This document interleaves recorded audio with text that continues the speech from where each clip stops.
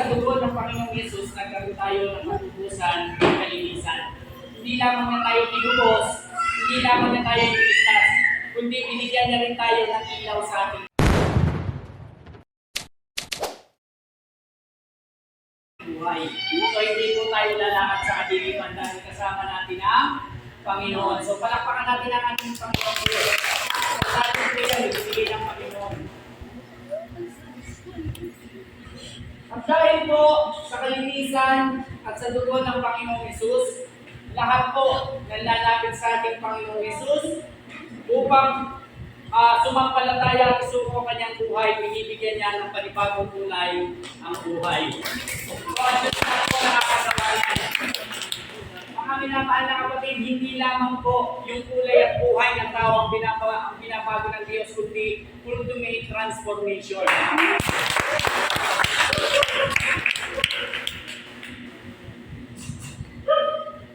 So dati po ang inyong lingkod, nabuhay po ako sa kadiliman at sa karumihan. Pero nung tinanggap ko si Lord Jesus Christ, nagkaroon po ng paliwanag kulay ang aking buhay, mga minamahal na kapatid.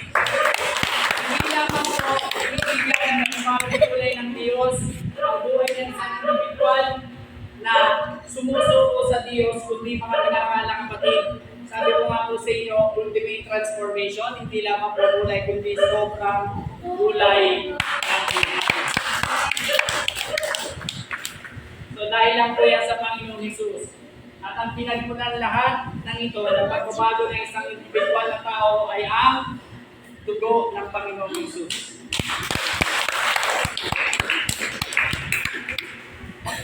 Ngayon mga kapatid, kaya ako tinanong sa inyo kung masaya pa ba kayo, nagagalak pa ba puso nyo sa pagpunta rito, magpuri at magpasalamat sa Diyos. Dumadating sa buhay ng isang Kristiyano na ang pagramdam natin empty na tayo. Empty na, kaya nagtatanong na tayo sa Diyos na Lord, nandyan ka pa ba?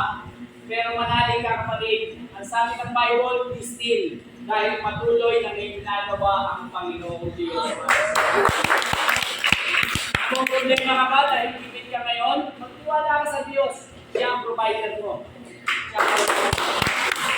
May sakit ka ba ngayon? Nakakala mo na wala na kagaling na natutunas? Well, si Jesus po ang tunay na kagaling na natutunas. At ngayon mga kapatid, may problema ka ba sa pag-aaral mo? Nagkukulang ka ba sa karunungan? Magtiwala ka sa Panginoon dahil siya ang natutunas. Nanghihina ba pananampalataya mo ngayon? Well, kapatid, lumapit ka sa Panginoon dahil siya matibay na pato ng ating buhay.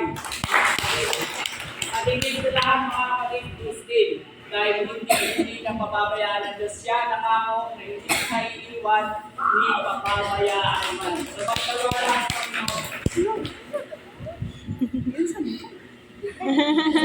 That's what we call At sinasabi ko po sa inyo, dati nung ang inyong lingkod ay nasa makapagluhan.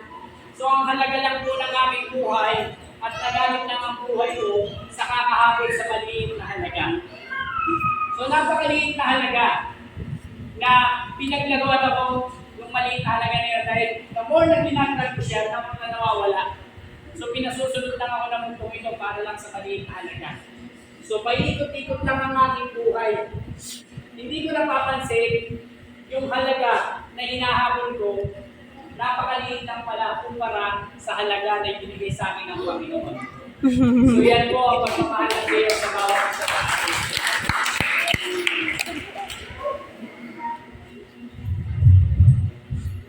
So mga minamahal ko mga kapatid, huwag niyo po tandaan yung tricks. Tandaan niyo po yung aral na ibinibigay at pag-asa na salita ng Diyos para sa ating lahat.